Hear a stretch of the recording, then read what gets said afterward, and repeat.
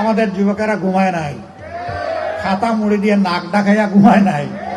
তাদের অধিকারের জন্য তারা লড়বে, জনগণের অধিকারের জন্য তারা লড়বে। যুবকরা ভাববে আপনারা তো দারুণ বেঁচে গেলেন মুরব্বী হওয়ার কারণে, সব দায়িত্ব আমাদের দিলেন। না, আমরাও যুবক, সমান তালে তোমাদের সাথে লড়বো ইনশাআল্লাহ। চুল দাড়ি ব্রু কাপড় সাদা হোক, তাতে কোনো অসুবিধা নাই। তোমরা যেমন যৌবনের আত্মা তোমরা ধারণ করো, আমরাও যৌবনের সেই হৃদয় এবং আত্মা ধারণ করি। আল্লাহর কাছে চাই যৌবনের এই শক্তি দিয়েই যেন আল্লাহ রাখেন, যতদিন মেহেরবানি করবেন। লড়বো তোমাদেরকে সামনে দিয়ে নয়, আমরা পিছনে থেকে নয়, সামনে থাকবো, তোমরা শুধু সাথে থাকবা ইনশাআল্লাহ।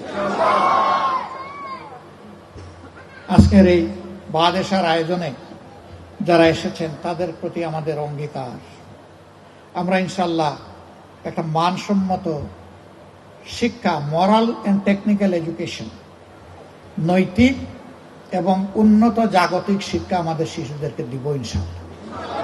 আমাদের 2 নম্বর প্রায়োরিটি, আমরা দুর্নীতির বিরুদ্ধে যুদ্ধ করব। এই দুর্নীতি যেভাবে যেই ড্রেস পরে আসুক, কাউকে ছাড় দেওয়া হবে না ইনশাআল্লাহ। আমাদের 3 নম্বর অঙ্গীকার, গরিব ধনী বুঝি না, কোন ভাষা কোন ধর্ম এটাও বুঝি না, বাংলাদেশে জন্ম নেওয়া প্রত্যেকটি নাগরিকের জন্য ন্যায় বিচার নিশ্চিত করা হবে ইনশাআল্লাহ।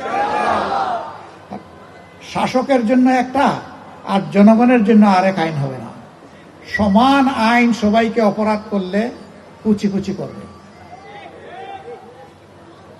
আমাদের এরপরের অঙ্গীকার, আমরা ওই যে বলছি কারো কাছে মাথা নত করে চলতে চাই না, কাউকে আমরা দাদা কিংবা বড় ভাই মানতে চাই না। আমরা মাথা উঁচু করে এই জাতি আমরা সামনে এগিয়ে যাব ইনশাআল্লাহ।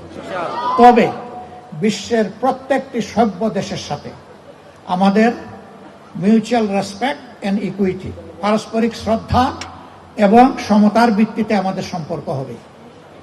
এই ক্ষেত্রে যারা এগিয়ে আসবেন তাদেরকে আমরা বুকে জড়াই নেব ইনশাআল্লাহ। কিন্তু কেউ যদি লাল চোখ নিয়ে আসেন, ওই চোখ কালো করে দেওয়া হবে ইনশাআল্লাহ। কোন লাল চোখকে আমরা পরোয়া করব না।